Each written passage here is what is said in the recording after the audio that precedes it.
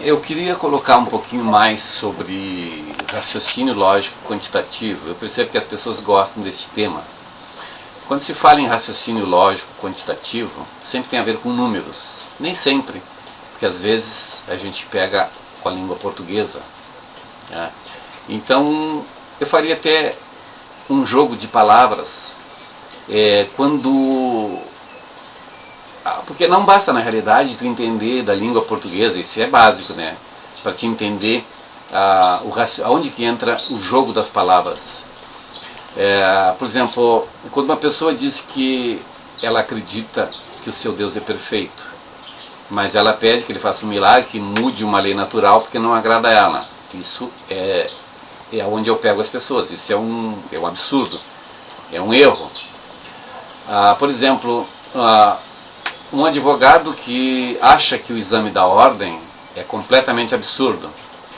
Aí ele diz assim, porque é muito difícil, porque não dá para passar. Aí tu diz assim, tu tem competência para ser advogado? Tem, então como é que não consegue passar no exame? Aí é impossível. Quantas pessoas passam? Então quer dizer que nesse jogo de palavras a pessoa perde feio.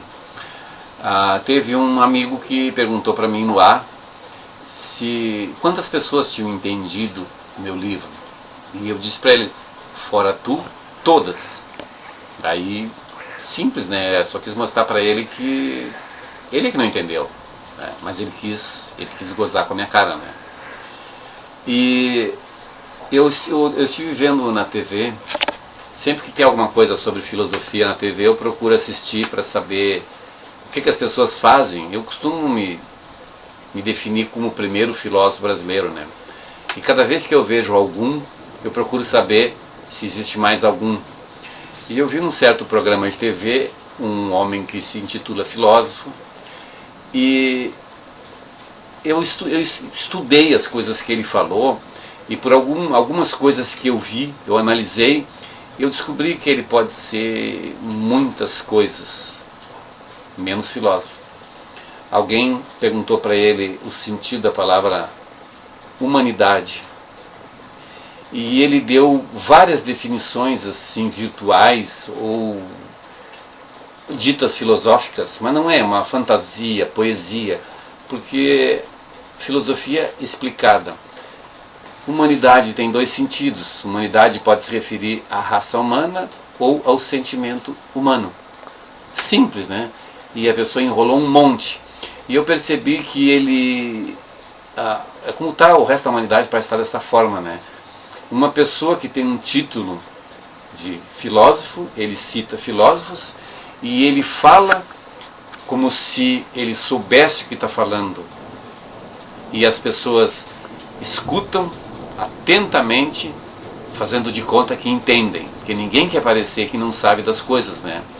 Então, se chegasse num lugar deste, eu seria execrado, eu seria talvez expulso, porque eu quero mostrar uma coisa que, mesmo sendo real, as pessoas não estão acostumadas, não faz parte do contexto da vida delas, não faz parte daquilo que elas gostam, que elas querem ouvir.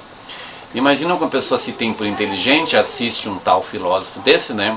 E depois você pega que ela não entendeu nada, porque não é nada daquilo, a pessoa vai ficar furiosa, ela não quer nem admitir que ela não sabe o que está ouvindo. E aquele tal filósofo passou anos estudando, alguns anos, quer dizer, porque quem passa anos passa uma vida, né? E esse tipo de pessoa também se recusaria a aceitar que aquilo que ele pensa que é realidade não é filosofia. Porque este que eu vi, ele falava ele colocava tudo num plano subjetivo. Aí alguém diria, a filosofia é o objetivo? Não exatamente. A filosofia é o subjetivo? Também não. A filosofia é saber conhecer, é saber a diferença entre esse subjetivo e o objetivo. A filosofia não é algo definido. A filosofia só pode se definir por uma coisa, é a percepção da realidade. Agora, tudo que é sobrenomes, tudo que colocarem em cima disso, é só conjecturas, né? Não é uma realidade, né? E por isso o que eu coloco como uma forma de filosofia também, onde entra números, é onde se consegue, pelo raciocínio lógico, buscar uma possível definição. Porque a lógica, na realidade, as pessoas consideram a tua lógica, a minha lógica. Não, não existe. Existe a minha visão sobre uma realidade, sobre uma lógica. Mas a lógica é simples. A lógica tem sempre um se. Eu perguntei para uma pessoa se a proposição estaria certa. E eu disse, 2 vezes 3 é 5, se 3 vezes 2 é 5. E aí a pessoa me disse que estava errado. Eu digo, não está errado. Está perfeita a proposição.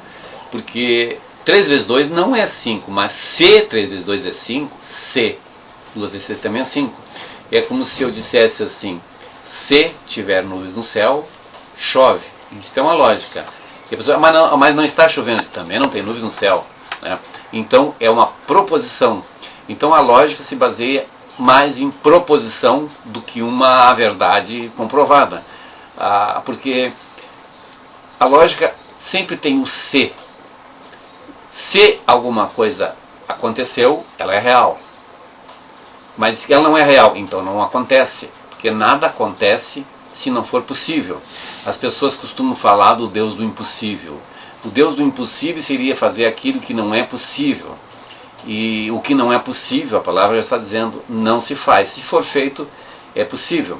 E como o que as pessoas chamam de milagre. O milagre é alguma coisa que acontece porque pode acontecer, está dentro da lei. Ela não foge à lei. Ela só foge ao conhecimento das pessoas que necessitam, a pobreza de espírito de algumas pessoas, né, que necessitam e não sabem nem explicar, eles só querem que aconteça. Só que tem muitos milagres que são pedidos, muitos, mas só acontecem os possíveis. E as pessoas sempre decidem que aquilo ali foi um milagre e o outro não foi. É que o pedido é que importa. É como se dissesse que a pergunta é mais importante que a resposta. Não exatamente, mas tem que ser perfeita a pergunta para a resposta ser condizente. Então, a gente sempre tem que buscar uma boa pergunta. Então, uma boa pergunta seria, aquilo que as pessoas chamam de milagre, será que realmente é impossível de acontecer? Por exemplo, uma cura é possível. Qualquer anomalia é possível. Seria impossível, por exemplo, uma pessoa que não tem uma perna ganhar uma perna nova. Crescer uma perna nova. Aí isso, Deus pode? Então me mostra onde aconteceu, se alguém conseguiu isso, né? Então isso é impossível. Então o milagre que as pessoas acham seria assim, os mais simples, né? Por exemplo, curar uma doença que o médico decidiu que é doença e não tem cura. Então a pessoa consegue de uma forma qualquer a cura e decide que é milagre. Mas quem decidiu o milagre? Foi o médico que disse que não podia acontecer?